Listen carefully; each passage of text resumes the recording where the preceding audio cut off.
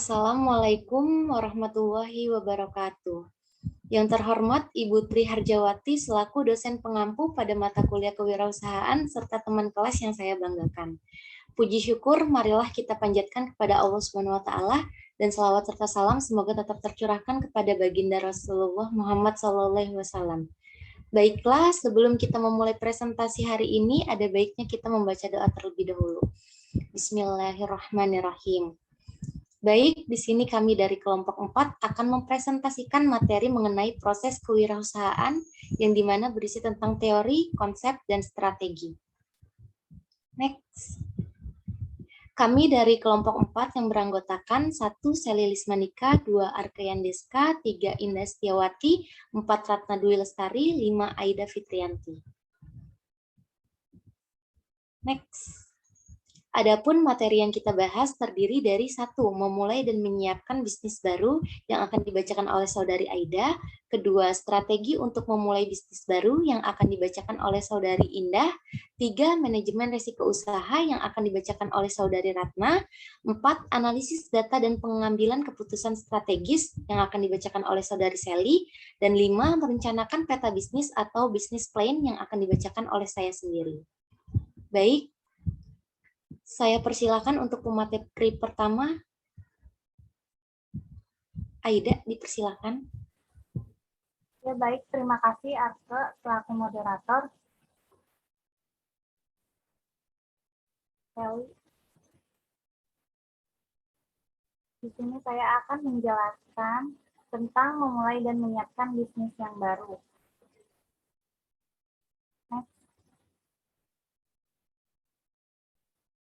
Proses kewirausahaan ini meliputi hal-hal yang lebih dari sekedar melaksanakan kegiatan pemecahan masalah dalam sebuah posisi manajemen. Seorang wirausaha perlu mencari, mengevaluasi, serta mengembangkan peluang-peluang dengan jalan mengatasi sejumlah kekuatan yang menghalangi penciptaan. Proses aktual itu sendiri memiliki 4 fase khusus, yaitu yang pertama identifikasi dan mengevaluasi peluang yang ada.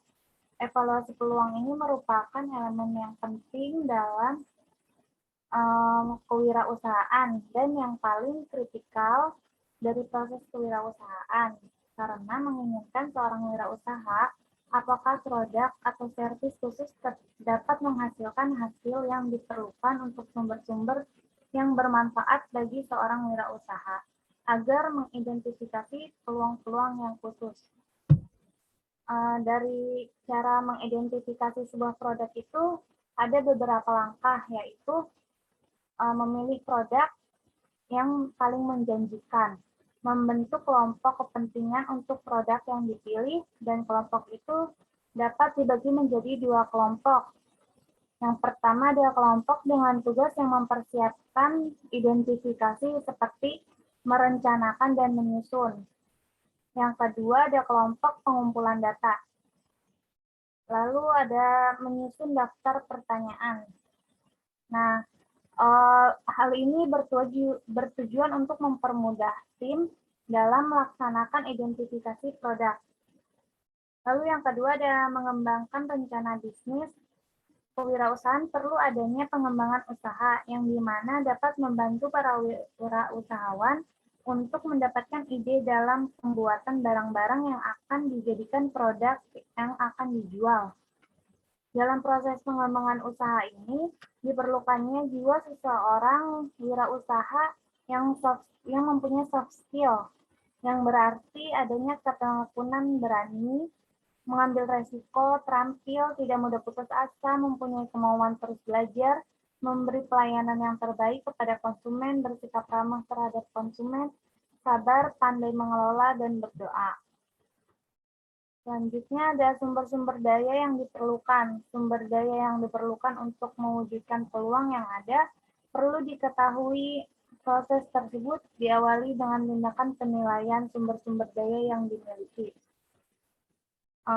Sumber daya perusahaan yang dijalankan wirausahawan itu ada 6 sumber daya.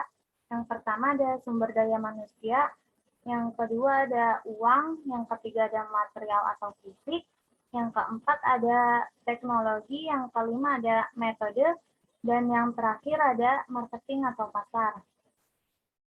Lalu yang keempat ini ada setelah sumber daya dicari, maka sang wirausaha perlu mengaktifkannya melalui implementasi rencana bisnisnya.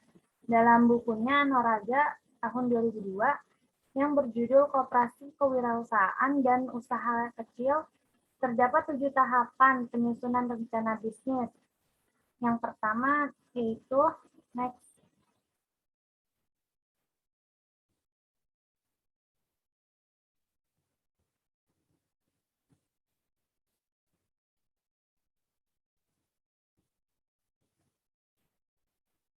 Yang pertama, mendeskripsikan bisnis secara singkat dan jelas.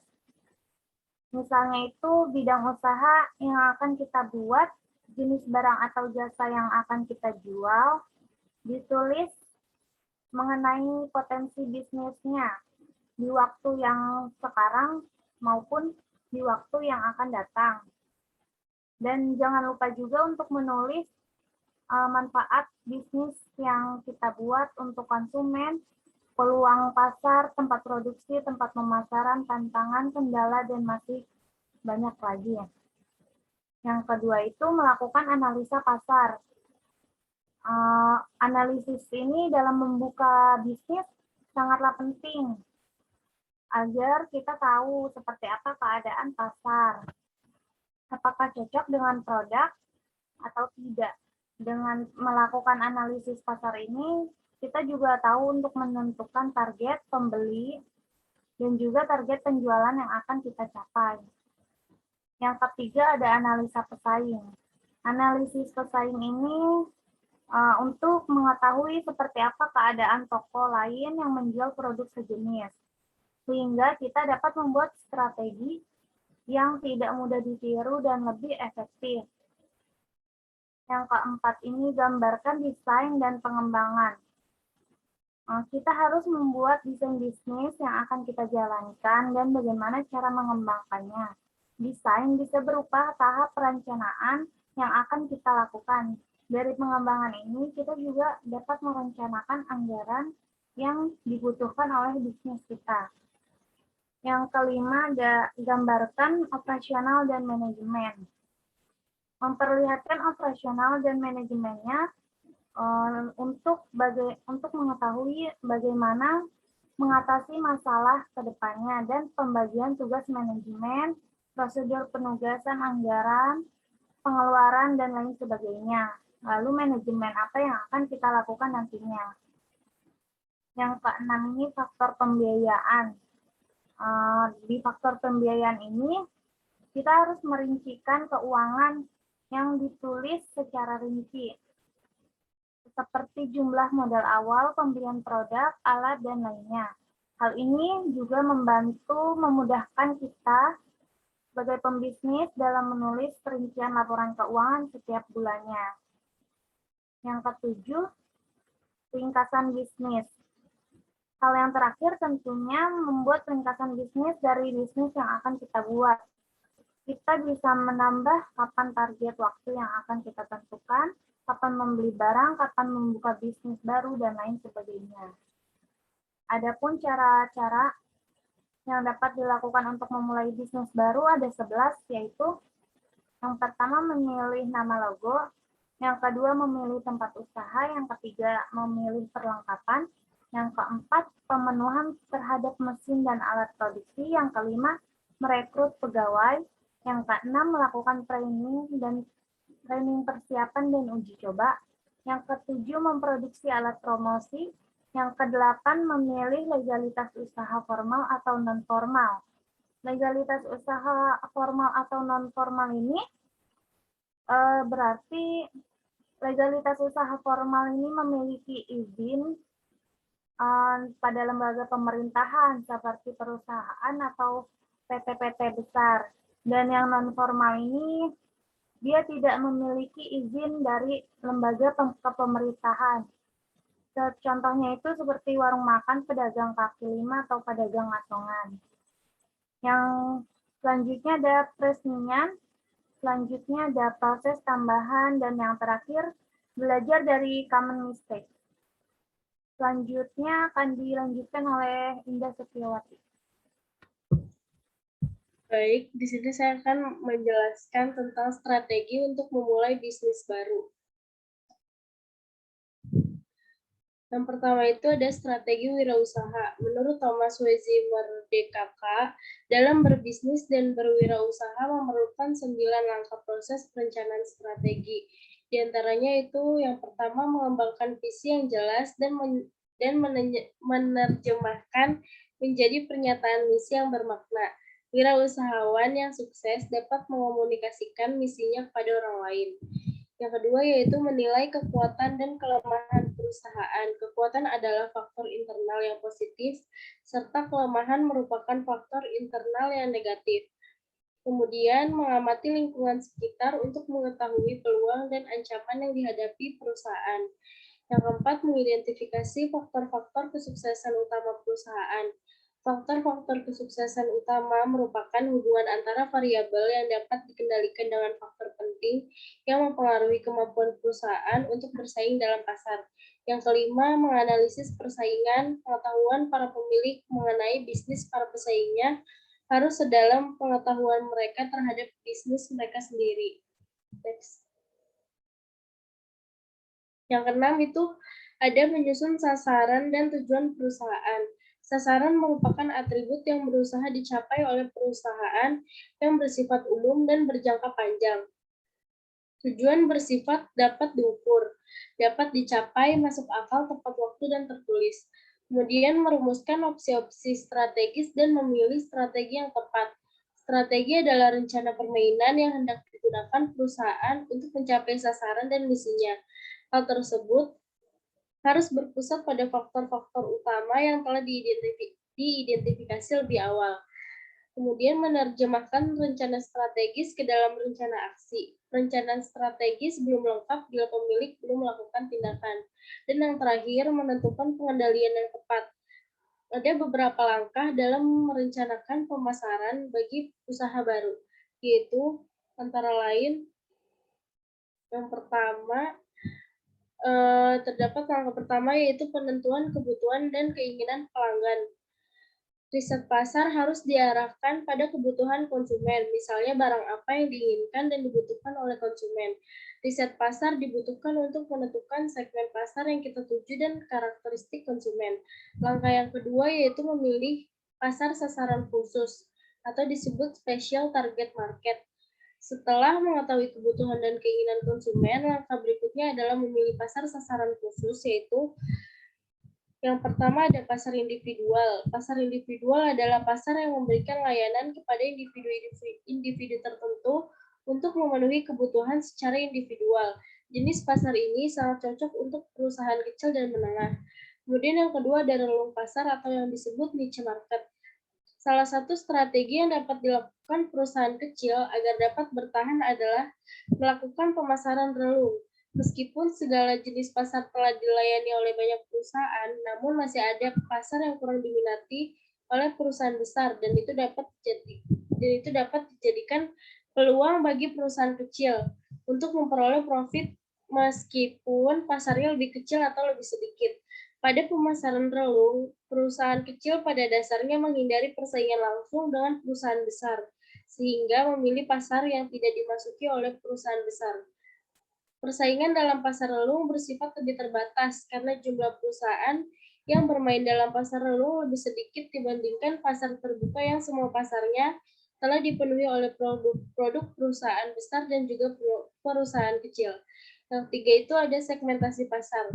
Segmentasi dalam pemasaran produk adalah pemetaan konsumen yang memiliki karakteristik daya beli, kebutuhan yang berbeda-beda di dalam situasi market tertentu. Secara otomatis konsumen ini akan menargetkan pembelian produk sesuai strategi pemasaran yang dianutnya. Biasanya segmentasi pemasaran dijadikan strategi perusahaan untuk mencari target konsumen yang tepat. Karena jika pemetaan ini sudah dikuasai, perusahaan bisa memproduksi barang atau jasa yang memang dibutuhkan. Kemudian langkah ketiga yaitu menempatkan strategi pemasaran dalam persaingan. Penerapan strategi pemasaran sangat tergantung pada keadaan lingkungan. Persaingan pasar yang ada Ada 6 strategi untuk memenuhi permintaan dari lingkungan yang bersaing. Antara lain, yang pertama ada berorientasi pada pelanggan. Yang kedua itu ada kualitas.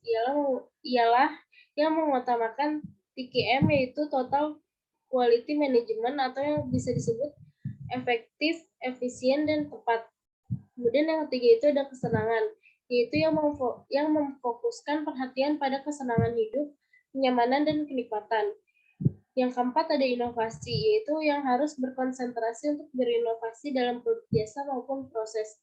Yang kelima ada kecepatan, atau disebut juga dengan TCM, yaitu Time Compression Management, yang diwujudkan dalam bentuk kecepatan untuk menempatkan produk baru di pasar dan memperpendek waktu untuk merespon keinginan dan kebutuhan pelanggan. Kemudian yang terakhir, pelayanan dan kepuasan pelanggan. Serta langkah yang keempat, yaitu pemilihan strategi pemasaran. Strategi pemasaran tersendiri yaitu perpaduan antara kinerja wirausaha dengan hasil pengujian dan penelitian pasar sebelumnya dalam mengembangkan keberhasilan strategi pemasaran. Sekian, dilanjutkan ke materi selanjutnya.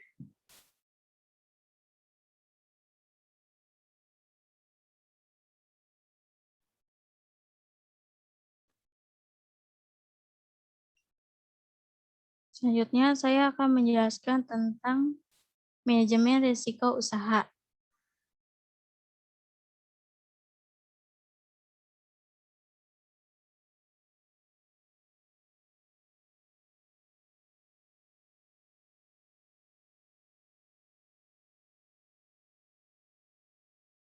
Sebagai seorang entrepreneur haruslah memiliki kesadaran bahwa pertumbuhan usaha di mana yang akan datang merupakan hasil keuntungan peluang usaha masa sekarang dan dalam pengambilan risiko untuk mencapai tujuan usaha.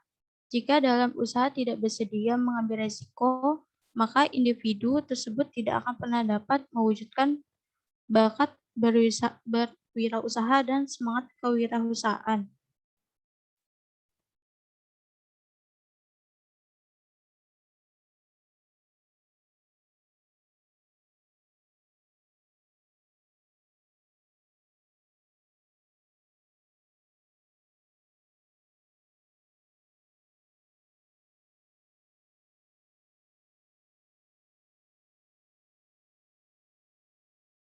Resiko usaha adalah segala sesuatu yang selalu dihubungkan dengan kemungkinan terjadinya sesuatu yang merugikan, yang tidak terduga dan tidak diharapkan. Resiko juga berkaitan dengan kegagalan atau ketidakberhasilan dalam menangkap peluang usaha. Berdasarkan konsep di atas, maka dapatlah dinilai bahwa karakteristik resiko adalah sebagai berikut. Yang pertama, risiko adalah sesuatu ketidakpastian atas terjadinya suatu peristiwa. Yang kedua, risiko adalah ketidakpastian yang apabila terjadi akan menimbulkan kerugian. Merujuk kepada karakteristik risiko di atas, maka risiko usaha dapat berupa kemerosotan finansial dan pengalaman buruk. Dari risiko ini, maka seorang entrepreneur memperbaiki diri dengan cara belajar lagi dengan cara-cara baru, lebih gigih, lebih ulet, dan kerja keras agar dapat meraih kebebasan. Bagi seorang entrepreneur, menghadapi risiko adalah sebuah tantangan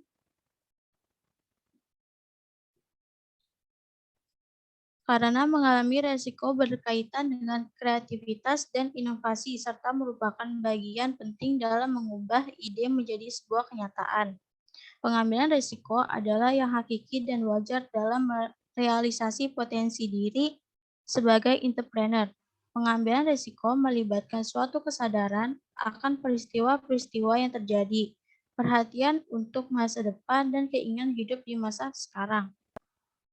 Cara-cara seorang entrepreneur tetap bertahan dalam menghadapi resiko usaha terburuk. Antara lain, yang pertama, memperbaiki usaha, memperbaiki tampilan, mengganti nama, mengganti personil, melengkapi alat-alat, mengganti strategi pemasaran, memperbaiki cara produksi atau cara kerja, dan lain-lain. Yang kedua, melakukan ahli usaha berpindah dari usaha yang satu ke usaha yang lainnya. Misalnya dari bengkel umum ke bengkel khusus, dari warung makan ke warung bakso. Next. Yang ketiga, pindah tempat. Suatu usaha tidak atau kurang berhasil karena faktor tempat yang kurang strategis atau karena di dekatnya ada usaha sejenis yang lain yang lebih kuat. Yang keempat, mencari investor untuk berinvestasi, mencari orang yang memiliki dana untuk menginvestasikan uangnya dengan kompensasi-kompensasi tertentu. Misalnya sistem bagi hasil. Pengertian sistem bagi hasil itu sendiri merupakan salah satu bentuk perjanjian yang dilakukan oleh pengusaha atau manajer modal dengan investor untuk mendapatkan keuntungan. Kedua belah pihak terkait Kedua belah pihak terikat kontrak kerjasama dalam suatu bisnis. Jika mendapatkan laba, maka akan dilakukan pembagian. Tetapi jika bisnis yang dijalankan mengalami kerugian, pihak-pihak tersebut akan menanggung bersama sesuai dengan porsi yang sudah disepakati. Keuntungan sistem bagi hasil ini terletak pada keadilannya. Tidak ada yang dirugikan dalam sistem ini karena pemodal dan pengelola modal menanggung risiko yang sama baik keuntungan maupun kerugiannya. Yang kelima, meminta pihak lain untuk mengakuisisi. Dalam hal ini, meminta pihak lain untuk membeli sebagian besar saham. Beberapa risiko yang sering dijumpai dalam bisnis, khususnya startup bisnis, yaitu yang pertama risiko murni. Adalah risiko yang muncul sebagai akibat dari sebuah situasi atau keputusan yang konsekuensinya adalah kerugian. Beberapa bentuk risiko murni yang sering muncul di antara lain adalah yang pertama, risiko hilang atau rusaknya aset yang dimiliki diakibatkan kebakaran, pencurian, penggelapan, dan sebagainya. Yang kedua, kecelakaan kerja pada proses produksi. Yang ketiga, risiko akibat tuntutan hukum pihak lain, misalnya keracunan dari makanan yang Anda jual, tuntutan konsumen akibat kelalaian kita, dan sebagainya. Yang keempat, risiko operasional lainnya. Yang kelima, bencana alam seperti banjir, gempa, angin topan, dan sebagainya. Yang kedua, risiko spekulatif. Adalah risiko yang muncul akibat situasi atau keputusan konsekuensinya bisa berupa keuntungan atau kerugian. Contoh risiko spekulatif diantaranya adalah A. Risiko perubahan. Harga-harga pasar atau produk, jasa, atau komoditi dapat berubah-ubah. Ini dapat naik atau turun terkait dengan perubahan harga input. Jika harga input naik, maka perusahaan dapat mengalami kerugian, penurunan margin keuntungan. Sebaliknya, jika harga input turun, maka perusahaan dapat mengalami keuntungan, yaitu berupa kenaikan margin keuntungan. Yang B, risiko kredit adalah risiko yang muncul dari transaksi kredit seperti utang dagang. Jika pihak yang kita berikan kredit mengalami gagal bayar, maka kita akan mengalami kerugian. Selanjutnya, pengelolaan risiko. Untuk melakukan pengelolaan risiko, Anda dapat menggunakan 4 pilihan strategi pengelolaan risiko, yaitu 1. Dikontrol, yaitu upaya yang dilakukan agar probabilitas terjadinya risiko yang kita identifikasi menjadi berkurang. Mengontrol risiko juga dimaksudkan untuk mengurangi dampak yang mungkin terjadi. Yang kedua, ditransfer kepada pihak lain, yaitu upaya-upaya yang secara sadar dilakukan dengan memindahkan risiko yang kita hadapi terhadap pihak lain. Hal ini dapat dilakukan dengan memindahkan risiko terjadinya kebakaran pada perusahaan asuransi. Next. Yang ketiga, dibiayai sendiri, yaitu upaya-upaya mendanai dampak yang ditimbulkan oleh risiko. Dalam konteks mendanai risiko ini, terdapat 2 cara, yaitu dengan menyiapkan dana cadangan khusus untuk mendanai risiko atau tanpa membuat cadangan. Yang keempat, dihindari, yaitu tindakan secara sadar untuk menghindari risiko yang dihadapi. Misalnya, jika selama 1 minggu ke depan diprediksi hujan akan turun sangat lebat, maka jika Anda mempunyai bisnis restoran, Anda disarankan untuk menghindari penjualan bermacam-macam minuman dingin atau es. Hal ini dilakukan karena kemungkinan produk-produk itu tidak akan laku. Selanjutnya ada analisis risiko usaha. Apabila risiko resiko tidak diperhitungkan dengan teliti dan cermat akan berdampak pada kegagalan dalam usaha. Oleh karena itu, sebelum membuat keputusan untuk mengambil suatu resiko, maka sebaiknya dilakukan analisis resiko usaha yang dilakukan secara mendalam dan seberapa besar manfaat yang dapat diperoleh apabila resiko berhasil ditanggulangi. Berikut ini sejumlah pertanyaan yang dapat dimanfaatkan oleh entrepreneur sebelum memutuskan untuk mengambil resiko usaha sebagai berikut. Yang pertama, apakah resiko yang mungkin terjadi sepada dengan hasil usaha? Yang kedua, bagaimana resiko itu dapat dikurangi? Yang ketiga, personalia seperti apa yang dapat mengurangi resiko? Yang keempat, apakah entrepreneur takut dalam mengambil resiko? Yang kelima, persiapan apa yang dilakukan sebelum mengambil resiko? Materi selanjutnya akan dijelaskan oleh Sally Lismanika. Baik, di sini saya akan mempresentasikan mengenai analisis data dan pengambilan keputusan strategis.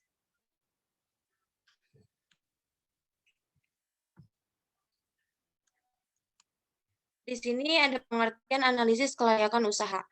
Untuk menghindari kegagalan usaha, maka perlu dilakukan analisis sebelum usaha tersebut dijalankan. Analisis tersebut ini dikenal dengan istilah yaitu analisis kelayakan usaha. Salah satu tujuan dilakukan analisis kelayakan usaha itu adalah untuk mencari jalan keluar agar dapat meminimalkan hambatan dan resiko yang mungkin timbul di masa yang akan datang yang penuh dengan ketidakpastian. Dalam hal ini, menurut Kasmir tahun 2006 menjelaskan analisis kelayakan usaha adalah suatu kegiatan yang mempelajari secara mendalam tentang suatu kegiatan usaha atau bisnis yang akan dijalankan dalam rangka menentukan layak atau tidaknya usaha tersebut itu dijalankan. Dari pengertian di atas, dapat dimaknai bahwa suatu kegiatan usaha dapat dikatakan layak apabila dapat memenuhi persyaratan tertentu. Untuk menentukan layak atau tidaknya suatu usaha diperlukan perhitungan dan asumsi-asumsi sehingga dapat ditarik kesimpulan bahwa dari segi keuangan perusahaan ini layak untuk dijalankan. Analisis kelayakan usaha ini dilakukan untuk mengidentifikasi masalah di masa yang akan datang sehingga dapat meminimalkan kemungkinan melesetnya hasil yang ingin dicapai dalam suatu investasi. Analisis kelayakan usaha memperhitungkan hambatan atau peluang dari investasi yang akan dijalankan. Jadi, suatu analisis kelayakan usaha dapat memberikan pedoman atau arahan pada usaha yang akan dijalankan. Kemudian melakukan analisis kelayakan usaha secara mendalam berarti meneliti secara sungguh-sungguh data dan informasi yang ada. Kemudian mengukur, menghitung, dan menganalisis hasil penelitian tersebut dengan menggunakan metode-metode tertentu. Penelitian yang dilakukan terhadap usaha yang akan dijalankan menggunakan ukuran tertentu sehingga diperoleh hasil maksimal. Analisis kelayakan usaha artinya penelitian yang dilakukan secara mendalam bertujuan untuk menentukan apakah usaha yang dijalankan akan memberikan manfaat yang lebih besar dibandingkan dengan biaya yang akan dikeluarkan. Dengan kata lain, kelayakan dapat berarti bahwa usaha yang dijalankan akan memberikan keuntungan finansial dan finansial sesuai dengan tujuan yang diinginkan. Layak juga berarti dapat memberikan keuntungan tidak hanya bagi perusahaan yang menjalankannya, tapi juga bagi investor, kreditor, pemerintah, dan masyarakat yang luas. Untuk menentukan layak atau tidaknya suatu usaha dapat dilihat dari berbagai aspek. Itu setiap aspek harus memiliki standar nilai tertentu. Namun, keputusan penilaian tidak hanya dilakukan pada salah satu aspek tetapi pada seluruh aspek yang akan dinilai. Ukuran kelayakan masing-masing jenis usaha sangat berbeda. Misalnya antara usaha jasa dan usaha non-jasa. Akan tetapi aspek-aspek yang digunakan untuk menyatakan layak atau tidaknya usaha tersebut sama meskipun bidang usahanya berbeda. Oleh karena itu, dalam rangka studi kelayakan usaha tersebut, perlu diketahui sebagaimana dijelaskan oleh Hadi tahun 2011 adalah yang pertama itu ada ruang lingkup kegiatan usaha. Di sini perlu dijelaskan atau ditentukan bidang-bidang apa usaha akan beroperasi. Kalau misalnya bidang usaha adalah pendirian pabrik tekstil, maka apakah pabrik tekstil ini merupakan usaha yang terpadu ataukah hanya tahapan tertentu saja? Yang kedua, cara kegiatan usaha dilakukan. Di sini ditentukan bagaimana usaha akan ditangani sendiri atau akan diserahkan kepada pihak lain. Jika diserahkan kepada pihak lain, maka siapa yang akan menanganinya? Yang ketiga, evaluasi terhadap aspek-aspek yang menentukan berhasilnya seluruh usaha. Di sini perlu diidentifikasikan faktor-faktor kunci keberhasilan usaha semacam ini. Teknik yang bisa dipergunakan dengan mengidentifikasikan underpinnings untuk usaha semacam ini. Yang keempat itu ada sarana yang diperlukan oleh usaha. Menyangkut bukan hanya kebutuhan seperti material, tenaga kerja, dan sebagainya, tetapi termasuk juga fasilitas-fasilitas pendukung, seperti jalan raya, transportasi, dan sebagainya. Yang kelima itu ada hasil kegiatan usaha tersebut, serta biaya-biaya yang harus ditanggung untuk memperoleh hasil tersebut. Yang keenam ini ada akibat-akibat yang bermanfaat atau yang tidak dari kegiatan usaha tersebut. Hal ini sering disebut juga sebagai manfaat dan pengorbanan ekonomis dan sosial. Yang ketujuh itu ada langkah-langkah rencana untuk mendirikan usaha beserta jadwal dari masing-masing kegiatan tersebut sampai dengan usaha investasi siap berjalan. Kemudian saya alihkan kepada pemateri selanjutnya. Saya silakan. Baik, di sini saya akan mempresentasikan mengenai merencanakan peta bisnis atau business plan. Next, untuk yang pertama itu adanya pengertian perencanaan bisnis. Nah, pengertian perencanaan bisnis itu adalah suatu dokumen tertulis yang berisikan tentang misi usaha, usulan usaha, operasional usaha, perincian finansial, strategi usaha, peluang pasar yang mungkin diperoleh, dan kemampuan serta keterampilan pengelolaannya. Seorang pengusaha yang tidak bisa membuat perencanaan sebenarnya dia merancang kegagalan. Nah, oleh karena itu, rencana usaha itu harus dibuat tertulis sehingga dapat dijadikan sebagai rujukan dan pedoman untuk menjaga agar kegiatan bisnis lebih terarah dan terfokus pada pencapaian tujuan. Secara umum garis besarnya itu berisi tentang perencanaan usaha yang dibuat oleh seorang wirausaha, yaitu berusaha untuk merinci profit, neraca perusahaan, dan proyeksi aliran kas. Sedangkan mengenai kedalaman dan rincian perencanaan, usaha itu sangat tergantung pada luas tidaknya usaha tersebut. Yang kedua itu ada fungsi dan manfaat perencanaan bisnis, yang dimana fungsi pertama, wadah untuk menampung rencana bisnis. Yang kedua, alat kontrol sebagai kegiatan yang akan dilaksanakan ketika gagasan usaha itu diimplementasikan. Yang ketiga, menyampaikan kepada pihak lain maksud dan tujuan penyusunan apa sih rancangan usaha yang akan kita buat. Yang keempat itu memperoleh perhatian dan keterlibatan pihak lain untuk membantu terutama dalam mewujudkan menjadinya perusahaan yang lebih nyata. Next, untuk yang ketiga, adanya unsur-unsur perencanaan bisnis, yang dimana perencanaan bisnis ini harus disusun sedemikian rupa, sehingga dapat memberikan manfaat, terutama dalam mewujudkan gagasan dalam merintis berdirinya perusahaan. Untuk itu, sebuah perencanaan bisnis harus mengandung unsur-unsur sebagai berikut. 1. Rencana, yaitu perencanaan bisnis baru harus membuat sesuatu rencana berikut maksud dan tujuan dari rencana tersebut. Yang kedua, usulan, yaitu perencanaan bisnis yang dimana harus diusulkan kepada pihak lain untuk diketahui dan dipertimbangkan oleh pihak lain. 3. Sistematif, yang dimana hal-hal yang dimuat dalam perencanaan bisnis itu harus disusun mulai dari yang sifatnya makro sampai pada yang bersifat mikro, atau yang dapat kita ketahui dari yang bersifat lebih umum sampai ke yang bersifat khusus atau spesifik. Dan yang keempat itu ada tentatif, yaitu isi dari perencanaan bisnis yang masih dapat diubah sebelum memperoleh persetujuan dari penerima atau pembaca rancangan bisnis tersebut. Yang keempat itu ada aspek-aspek perencanaan bisnis, yang dimana terbagi menjadi dua. Yang pertama ada aspek pemasaran yang terdiri dari A. Daerah pemasaran yang berisi lokasi pasar, jenis, dan jumlah pelanggan serta pesaing di lokasi pasar. B. Situasi pasar yang berisi segmentasi pasar, target pasar, dan posisi pasar. C. Proyeksi permintaan yang berisi jumlah permintaan dalam setiap periode atau siklus untuk setiap jenis pelanggan.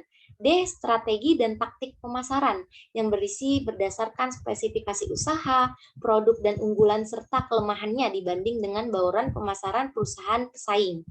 Yang kedua itu ada penganggaran pemasaran, yang dimana uraian yang berdasarkan rencana biaya yang dialokasikan untuk investasi dan biaya untuk operasional pemasaran dalam satu siklus, serta proyeksi peningkatannya sejalan dengan peningkatan penawaran untuk memenuhi peningkatan permintaan pasar. Untuk yang kedua itu ada aspek produksi, yang dimana A. Pengadaan bahan, yang terdiri menyangkut jenis, volume, harga sumber atau daerah pasokan bahan, dan proses pengadaan bahan. B. Kebutuhan sumber daya produksi, yang dimana terdiri dari sumber daya produksi yang meliputi bangunan, peralatan atau mesin, dan tenaga kerja yang dibutuhkan untuk melakukan aktivitas produksi, berkaitan dalam jumlah, kualitas, nilai, serta proses pengadaannya. C. Proses produksi, yang terdiri dari proses produksi masing-masing jenis dari produk yang disertai dengan bagan-bagan proses produksi itu sendiri. D. Perkiraan jumlah produksi, yang dimana berisi jumlah produksi yang akan dihasilkan dan ditawarkan dalam setiap periode. E. Penganggaran produksi, yang dimana berisi uraian berdasarkan rencana biaya produksi yang dialokasikan untuk investasi dan biaya untuk operasional produksi dalam satu siklus dan proyeksi peningkatannya itu sejalan dengan peningkatan produksi untuk memenuhi peningkatan permintaan pasar. Yang ketiga itu ada aspek organisasi dan manajemen, yang dimana itu ada A. Organisasi uraian mengenai identitas perusahaan seperti nama, alamat, dan logo perusahaan, visi dan misi perusahaan, bentuk organisasi perusahaan, struktur organisasi perusahaan, dan perizinan usaha. B. Manajemen, yang terdiri dari pelaksanaan fungsi-fungsi manajemen seperti planning, organizing, staffing, directing, controlling untuk pelaksanaan setiap 5 aspek usaha tersebut. Yang C itu ada penganggaran organisasi dan manajemen yang berisi uraian berdasarkan rencana biaya yang dialokasikan untuk investasi dan biaya untuk operasional organisasi dan manajemen perusahaan dalam satu siklus serta proyeksi peningkatannya sejalan dengan peningkatan produksi untuk memenuhi peningkatan permintaan pasar.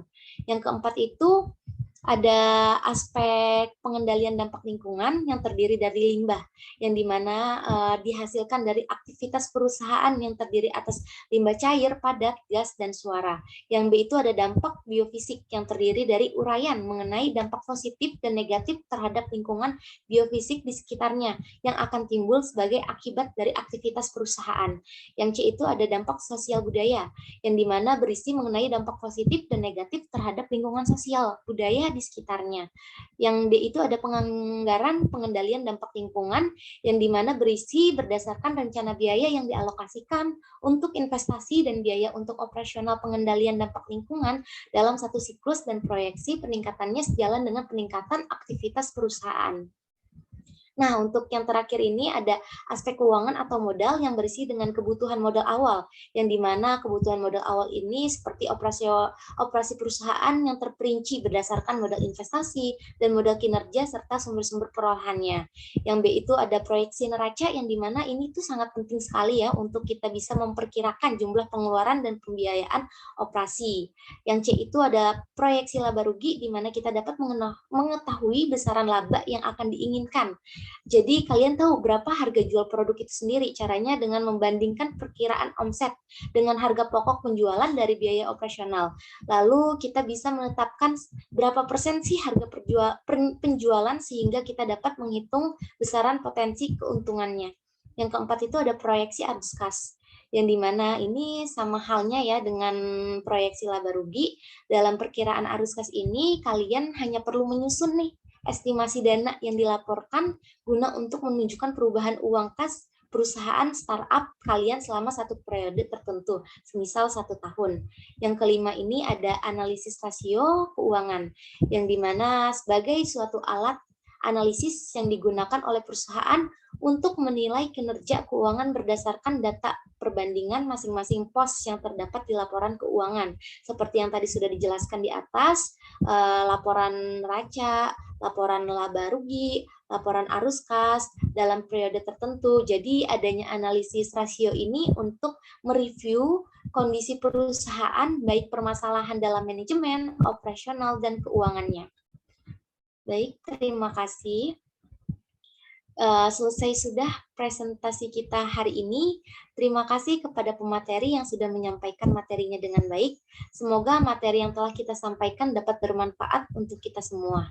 Dan terima kasih kepada Ibu Tri selaku dosen pengampu pada mata kuliah kewirausahaan serta teman-teman semua. Saya tutup presentasi kita hari ini dengan membaca hamdalah.